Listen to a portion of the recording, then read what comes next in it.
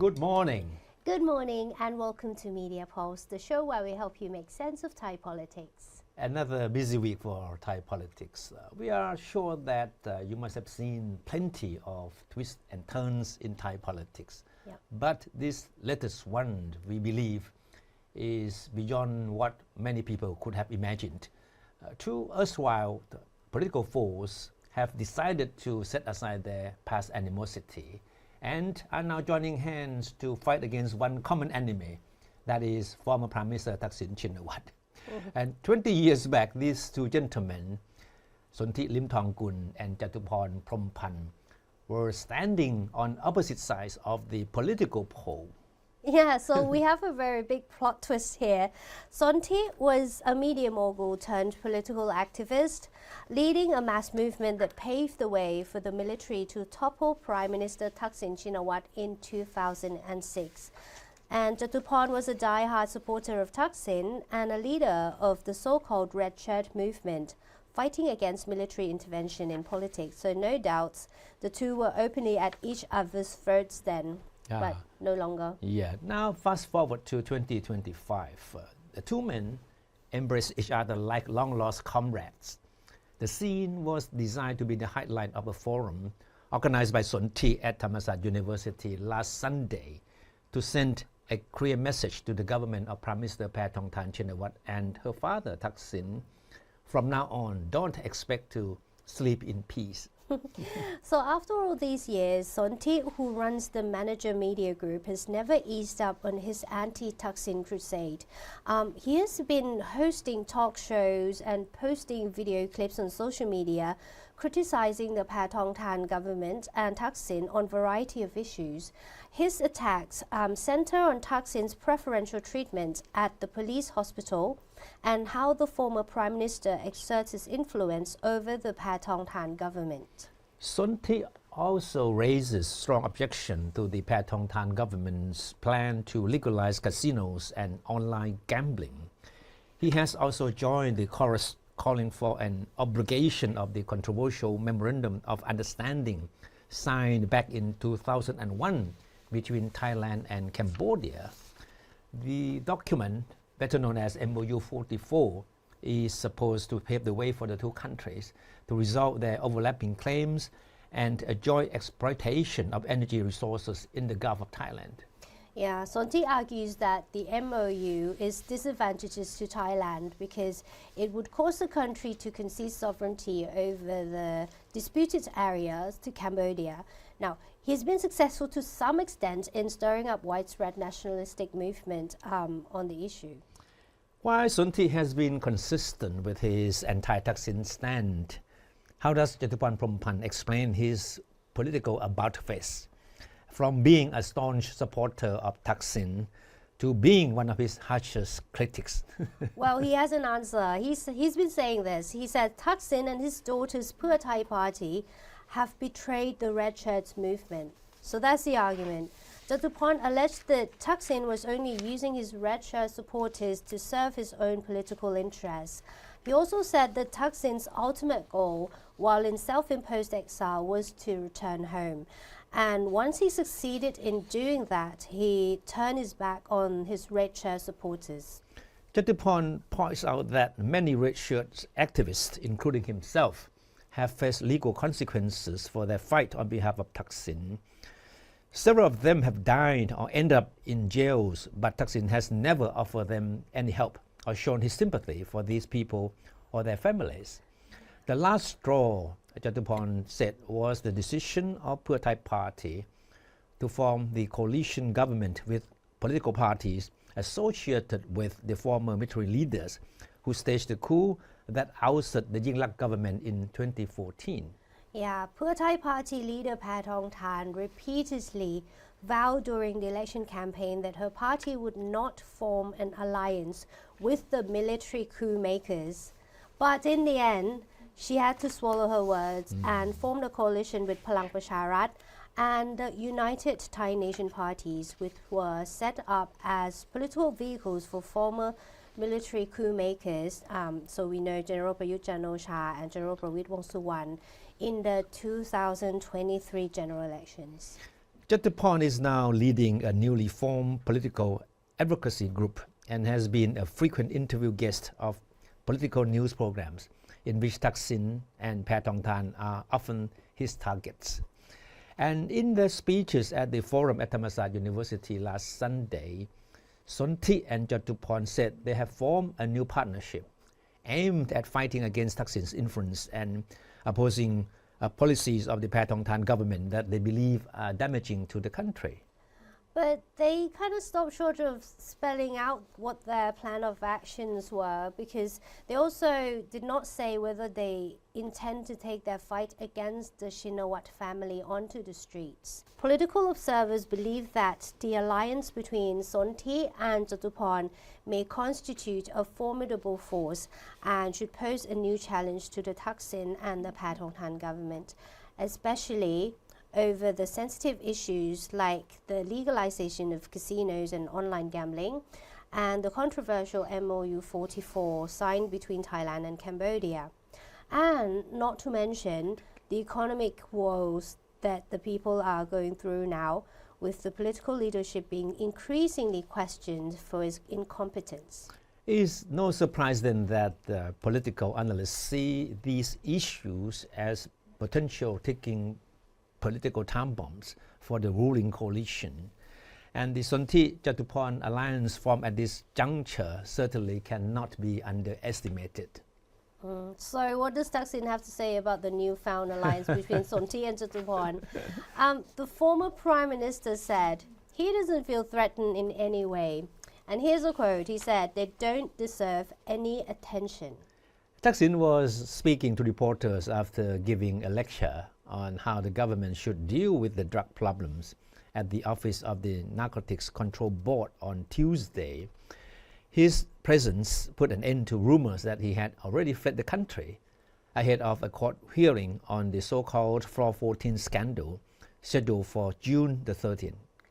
Yeah, while the Paetongtarn government insisted that the forum was for Thaksin to share his experience in the fight against drug problems, critics see it as an attempt to further raise Thaksin's profile and to calm down anxiety over the future of the Paetongtarn government. Okay. It should be noted that several cabinet members, notably Deputy Prime Minister and Interior Minister Anuthin Chanvirakul, were at hand to welcome Thaksin. And Thaksin insisted that the Paetongtarn coalition government is strong enough to serve out its term, and that his daughter, Kun Paetongtarn, will continue to be Prime Minister without any interruption. Well, the former Prime Minister also took the opportunity to play down reports about conflicts among the parties in the coalition government.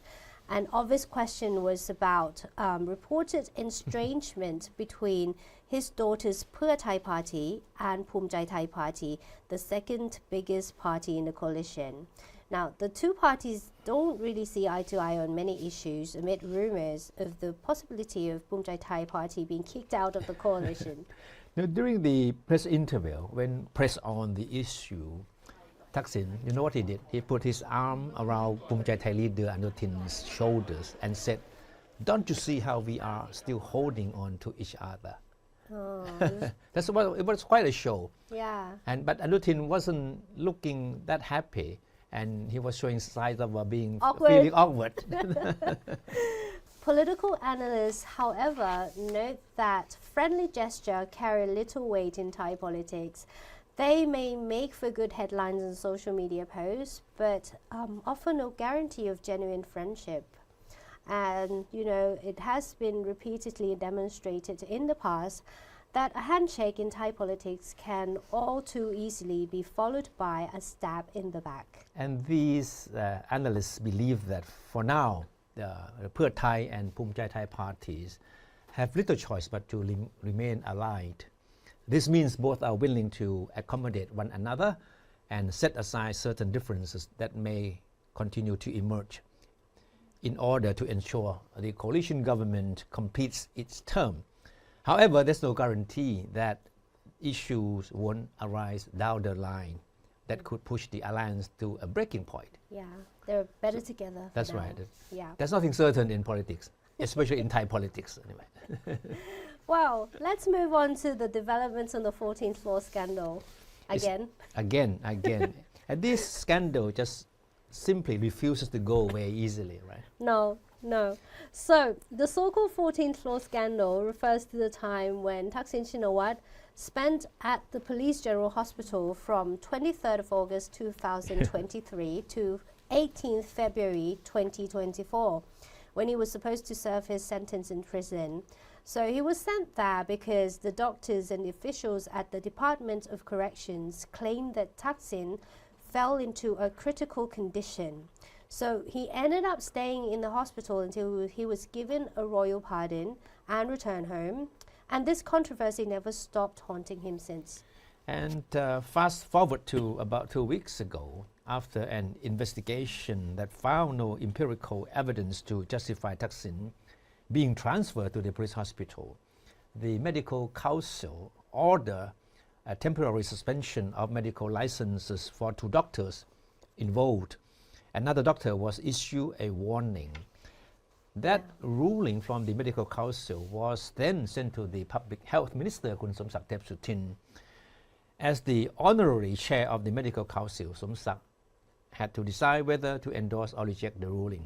And not surprisingly, what his decision was something that many people expected. Yeah, he rejected the medical council's ruling. Somsak claimed that their conduct, meaning the doctor's conduct, did not constitute a breach of medical ethics because medical practice is all a matter of discretion by the doctors. So it can be said that Somsak has close political ties with Thaksin as well, so maybe that influences his decision, we don't know. But Somsak has been around since the day of the Thai party. And now let's look at this picture. So on Tuesday, when Thaksin gave a speech at the office of the Narcotics Control Board, Somsak was also there, along with Anutin. Quite interesting. One day before his decision to reject the ruling of the medical council was announced, he was there when standing by Thaksin during the speech that Thaksin gave, and then even during the press interview that he gave afterward. Yeah, exactly. So although the move was predictable to many people, it still has an ongoing implications that we need to highlight. So what will happen next? The decision now will go back to the medical council, which requires 2/3 of its 70 members to uphold its decision to discipline the 3 doctors. But it doesn't end there, Kun Clare. No, the decision on the 3 doctors can also be seen as a basis for the upcoming Supreme Court hearing on the 13th of June. That is when the Supreme Court's Criminal Division for holders of political office will probe into the enforcement of Thaksin's imprisonment. So simply put, does the hospital stay count as him serving his sentence? If not, does it mean that he has to go back to jail to serve his time? No, the scheduled court hearing has been a source of rumors that Thaksin may not be here or may not be around when that day comes. Yeah. And Thaksin himself gave a rather ambiguous answer when he was asked by reporters whether he would be there at the hearing. He said, I may be there, or I may not be there. But he was trying to give assurance by showing up for the speech earlier this week, I guess, because a lot of reporters asked him as well. He said, I'm still here. Yeah. But there's no guarantee that I'll be there at the hearing on the 13th of June. Now, we have been following the news about the Senate for a while. On our last show, we talked about how the Senate selection became an issue that prompted the DSI, or the Department of Special Investigation, and the EC, or the Election Commission, to summon over 50 senators to give statements in regards to the allegations of vote collusion. Now, the senators then fought back by having the Constitutional Court issue an injunction that stopped Justice Minister Thawisatsong from supervising the DSI. So that was when we talked about it in the last episode. So in this episode, we're going to pick it up from here. So the latest development this week is that the Senate is due to consider the petition whether or not to delay the proposal by a group of senators who wanted them to consider whether it's appropriate for them to select Yeah. key people in key positions to supervise 4 very important independent bodies. Yeah. But the proposal for the selection process to be delayed has been turned down. Yeah. So the Senate will go ahead with the selection of members to a number of independent bodies. Yeah. So who are these people, the members of the independent bodies? They include 3 members of the National Anti-Corruption Commission, 2 judges for the Constitutional Court, 1 election commissioner, and the Auditor General. So you can see how important the role of the Senate is, right? Selecting members of independent bodies is one of the most crucial tasks of this legislative body. Yeah. Although the Constitution clearly states that these appointments fall under the duties of the Senate, this time it has become an issue. The reason being that over 1/4 of the Senate are being under investigation for serious criminal offense allegations by the DSI, like money laundering and criminal association, very serious charges. And which independent bodies are involved in the investigation? Obviously, is the Election Commission is one of them. That's why many political observers, politicians are raising the red flag on potential conflict of interest and are calling for the Senate to pause the appointment of key positions in the independent bodies, as we have reported. So what did the Senate say? We have Mongkol Surasatja, President of the Senate, decided, he said he's not going to back down for 2 reasons. Investigation into vote collusion has yet to arrive at any conclusion, he said, and there's no court order for the Senate to pause the appointment of key independent bodies, so they decided that they're going to go on and doing that. Number 2 is that if they do not proceed with the task, they risk neglecting their constitutional duty. So how did we arrive at this point, and what could be the long-term solution? It's quite obvious that many are blaming the rules of the Senate election, which are written in the Constitution, which we all know that is a legacy of the military coup back in 2014. Yeah, so we have quite a multi-layered puzzle to solve here. Is it appropriate for the Senate to choose those who will in turn investigate them? If not, what do we do with the appointment of these key positions we mentioned? And if the Constitution is the core of the issue, then the process of untangling this puzzle could take years, because amending the Constitution is problematic. Problematic, but don't forget that most political parties made amending the Constitution one of their key plank of their platforms, right? But look at what has been happening. We haven't really seen any serious attempts by any of the parties to try to amend the Constitution. Maybe they don't think this is something of top priority for the time being anyway. Casino is more important. Well, I think we're going to leave it here for this episode. Thank you so much for watching. We hope you find it useful. We'll see you in the next one.